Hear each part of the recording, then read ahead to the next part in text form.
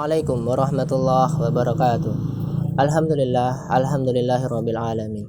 Wassalatu wassalamu ala anbiya'i wal mursalin wa ala alihi wa sahbi ajmain, amma ba'd. Sahabat Permataku TV yang dirahmati Allah Ta'ala, marilah kita bersyukur kepada Allah atas segala karunia-Nya, atas segala nikmat-Nya, sehingga kita masih diberikan kesempatan untuk bertemu dengan bulan suci Ramadan. Dan di antara semua nikmat itu ada dua nikmat yang utama, yaitu nikmat Islam dan nikmat iman. Dan semoga nikmat Islam dan nikmat iman senantiasa hadir, senantiasa bertumbuh seiring bertambahnya usia kita. Salawat serta salam semoga tetap tercurahkan kepada junjungan kita Nabi Muhammad sallallahu alaihi wasallam, sang revolusioner, dan semoga kita mendapatkan syafaatnya di yaumul akhir nanti. Amin ya rabbal alamin. Sahabat Permataku TV yang dirahmati Allah Ta'ala, masa kini kita tidak terlepas daripada yang namanya kritik. Kritik sudah menjadi budaya kita. Kita menonton bioskop, kita meninggalkan 2, 3, 4 bintang. Kita melihat video YouTube, kita meninggalkan komentar. Seperti pepatah Arab, yaitu likulli khitab jawab. Setiap ada yang berpendapat, pasti ada seseorang yang menyanggah. Dan itu sudah menjadi tren kita. Kita mengkritik semua orang. Kita mengkritik guru, siswa, ustadz, jamaah mengkritik, mengeluhkan imam, imam mengeluhkan jamaah, begitupun sebaliknya, dan lain sebagainya. Seringkali kita berdalih bahwa kita mengkritik untuk kebaikannya, untuk perbaikannya. Padahal itu perlu cara yang lain juga. Indahnya Islam, kita juga disampaikan, kita diberitahukan mengenai kritik. Dalam firman Allah, Quran surat Al-Asr ayat 3, A'udzubillahi minasyaitonirrajim. Illal ladzina amanu wa amilus solihati wa tawassaw bil haqqi wa tawassaw bis sabr. Di situ terdapat kata tawasu yang berasal dari kata al-wasiyah. Al-wasiyah itu sendiri bermakna wasiat, ya, wasiat, yaitu pesan seseorang sebelum meninggal. Dan perlu kita ketahui bahwa pesan itu hanya disampaikan kepada orang-orang yang dicintai. Nggak mungkin kita sampaikan pesan itu untuk orang-orang asing. Maka seringkali kita luput mengenai masalah ini.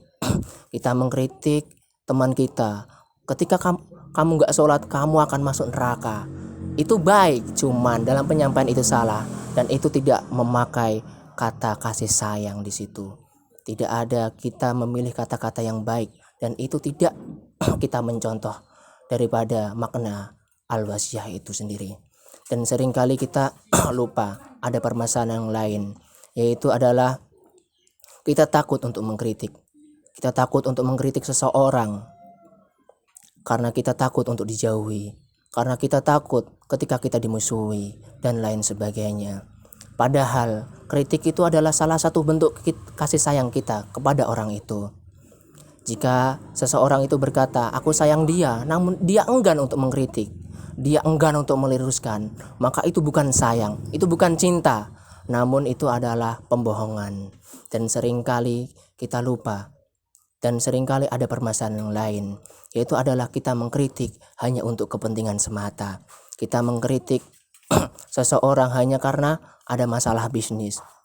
Kita tahu bahwa teman kita ada masalah di keluarganya, ada masalah dengan anaknya yang sakit, ada masalah dengan istrinya, yaitu dia akan bercerai. Namun kita nggak peduli, kita mengabaikan dia. Namun ketika itu menyangkut masalah bisnis, ada masalah kepentingan, kita ikut memberikan saran, memberikan solusi terbaik. Nah, padahal itu nggak baik. Dan ada sering juga, ini yang paling penting, yaitu adalah ketika kita sangat sekali suka mengkritik, kita lupa waktu. Karena keasikan kita mengkritik, kita lupa, kita enggan untuk menerima kritik dari orang lain.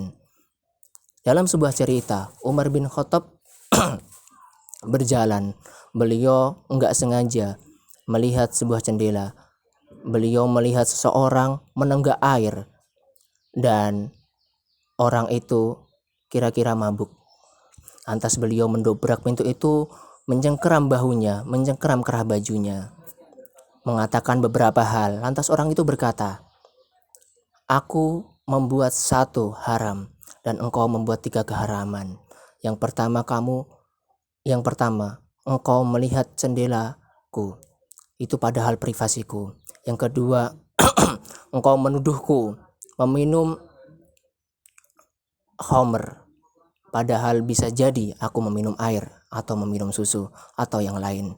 Yang ketiga, kamu masuk ke rumahku tanpa izin." Nah, padahal Umar bin Khattab sebagai khalifah punya kekuasaan, punya wewenang yang kuat. Bisa saja beliau berkata, "Atas hak apa kamu berkata demikian? Sadarilah posisimu." Namun beliau enggan, tidak mengatakan itu. Namun beliau menerimanya. Hal ini yang sering kita lupa, bahwa jangan sampai kita seringkali mengkritik seseorang namun enggan untuk menerima kritik daripada orang yang lain. Mungkin itu sedikit pembahasan dari saya. Demikian. Apabila ada kurang lebihnya saya mohon maaf. Semoga bermanfaat. Wassalamualaikum warahmatullahi wabarakatuh.